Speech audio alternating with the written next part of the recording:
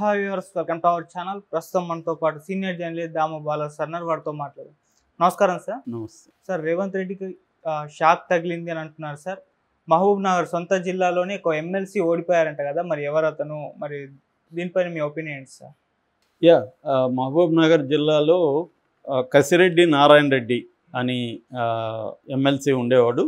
ఆయన రిజైన్ చేసేసి బీఆర్ఎస్కి కాంగ్రెస్లో చేరిపోయాడు.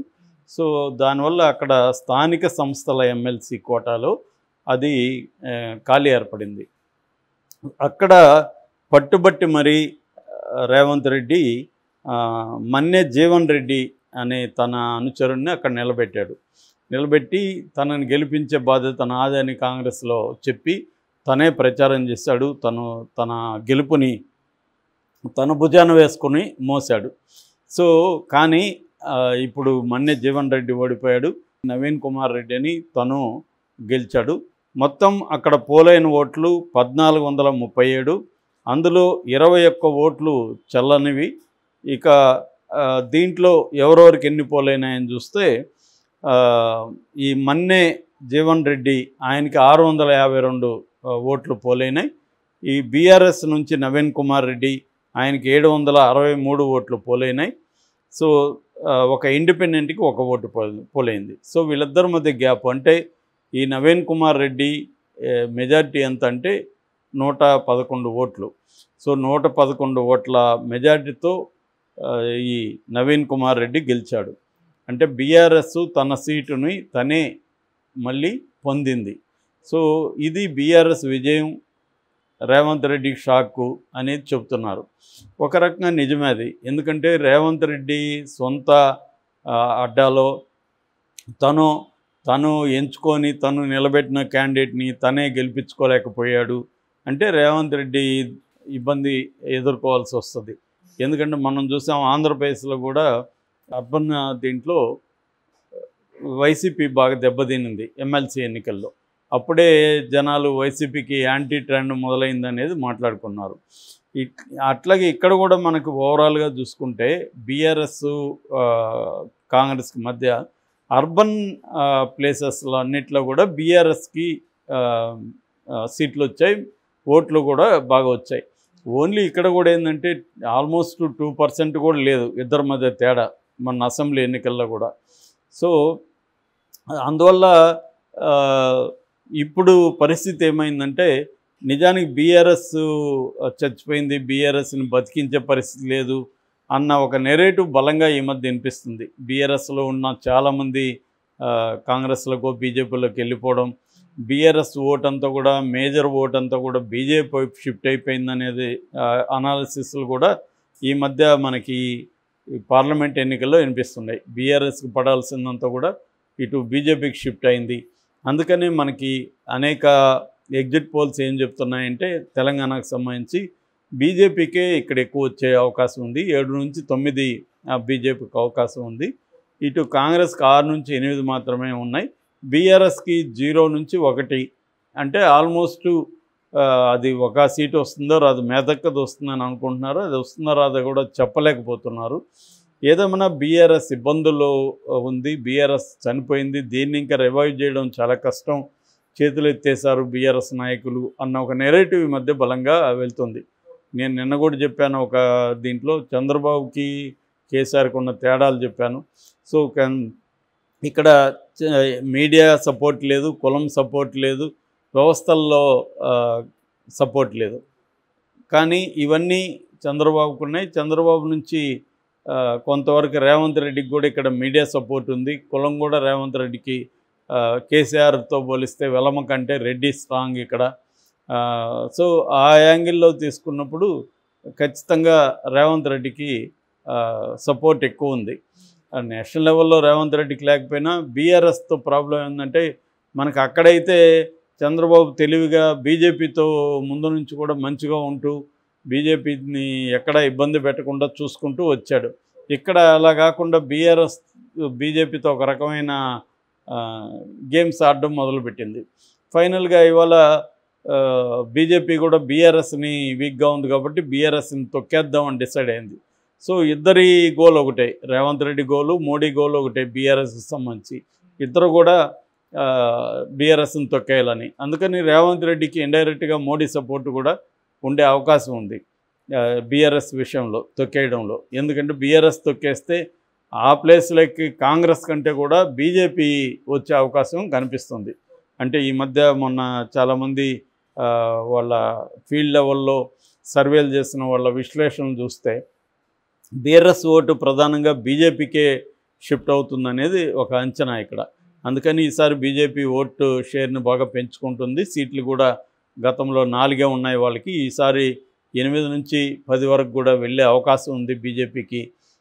స్ట్రెంగ్త్ బాగా పెరిగింది. ఈ స్ట్రెంగ్త్ అంతా కూడా బీఆర్ఎస్ నుంచి తీసుకున్న స్ట్రెంగ్తే, కాంగ్రెస్ నుంచి ఏమీ బీజేపీ తీసుకోలేదు, బీఆర్ఎస్ నుంచి తీసుకుంది అనేది చెప్తున్నారు. అందుకనే బీజేపీ బీఆర్ఎస్ని తొక్కేయాలని డిసైడ్ అయింది. ఈ క్రమంలో కేసీఆర్ కొద్దిగా ఆలస్యంగా ఎంటర్ అయినా కూడా ఆయన చాలా గట్టిగానే ఫైట్ చేశాడు. రైతుల సమస్యలు కావచ్చు, తర్వాత అస్తిత్వ ఇష్యూలు కావచ్చు, తర్వాత వాటర్ కృష్ణా బోర్డు ఇష్యూలు కావచ్చు, ఇలాంటి బలంగా కేసీఆర్ తీసుకున్నాడు. కానీ ఆయన శక్తికి టైం సరిపోలేదు. సో ఇదేంటంటే ఇంకా కాంగ్రెస్కి ఇంకొంత టైం అవసరం నెగిటివ్ రావాలంటే. ఇప్పుడు 6 నెలల్లోనే కంప్లీట్ నెగిటివ్ అనేది కాంగ్రెస్కి రాదు. సో అందువల్ల ప్రజలు ఏంటంటే కొన్ని విషయాలు గమనిస్తుంటారు. ఈ మధ్యకాలంలో విత్తనాలకు సంబంధించి బాగా యాంటీగా అయింది. అట్లాగే రేవంత్ రెడ్డి చేస్తున్న కొన్ని చర్యలు కూడా రేవంత్ రెడ్డికి యాంటీగా, ముఖ్యంగా అర్బన్ మిడిల్ క్లాసులు ఎవరైతే ఉన్నారో వీళ్ళల్లో కొంత తెలంగాణ సెంటిమెంట్ ఉంటుంది. ఈ మధ్య రేవంత్ రెడ్డి రాష్ట్ర గీతం దశాబ్ది ఉత్సవాల సందర్భంగా రాష్ట్ర గీతాన్ని అందశ్రీ దగ్గర రాయించారు. సో అది ఎప్పుడో రాసింది, అది వీళ్ళు సపరేట్గా రాయించలేదు. బట్ దానికి కీరవాణి మ్యూజిక్ అండ్ సింగింగ్ అది ఖచ్చితంగా ఫ్లేరప్ అయింది. దాని మీద వ్యతిరేకత తీవ్రంగా వచ్చింది, ఇంకా వస్తూనే ఉంది. అయినా రేవంత్ రెడ్డి పట్టించుకోవట్లేదు. అది నాకేం సంబంధం, అందశ్రీ కదా అంటున్నాడు. అలా ఎలా ఉంటుంది? ఒక ముఖ్యమంత్రిగా ఉన్నప్పుడు అందశ్రీ గీతం తీసుకున్నప్పుడు అందశ్రీకి చెప్పాలి కదా మన తెలంగాణ వాళ్ళ దగ్గర చేయిద్దామని. అంటే దీనికి చాలామంది లాజిక్లు అప్లై చేస్తుంటారు. ఏంటి, ఎవరు చేస్తే ఏంటి, ఆయన ఆస్కార్ వచ్చిన ఆయన పనికిరాడా, అదే ఆ లాజిక్లు కాదు. ఇక్కడ సెంటిమెంట్ ఏముందా లేదా? తెలంగాణ సెంటిమెంట్ ఉన్న చోట నువ్వు లాజిక్లు మాట్లాడకూడదు. ఎక్కడైనా కూడా ఎమోషనల్ అండ్ సెంటిమెంటల్ పరిస్థితి ఉన్నప్పుడు నేను వచ్చి నీతో లాజిక్లు మాట్లాడే లాభం లేదు. ఆ ఎమోషన్ని, సెంటిమెంట్ని మనం అర్థం చేసుకొని దాన్ని రెస్పెక్ట్ చేయాలి తప్ప వాళ్ళతో పోయి నేను లాజిక్లు, వాళ్ళకి తెలియదా ఈ లాజిక్లు? సెంటిమెంట్ ఉన్న ప్రజలకి ఈ లాజిక్లు తెలీదా? తెలుసు. అయినా వాళ్ళు తమ సెంటిమెంట్కి వాల్యూ ఇవ్వదలుచుకున్నారు. వాల్యూ ఇవ్వదలుచుకున్నప్పుడు నువ్వు వెళ్ళి వాళ్ళ దగ్గర లాజిక్లు మాట్లాడకూడదు.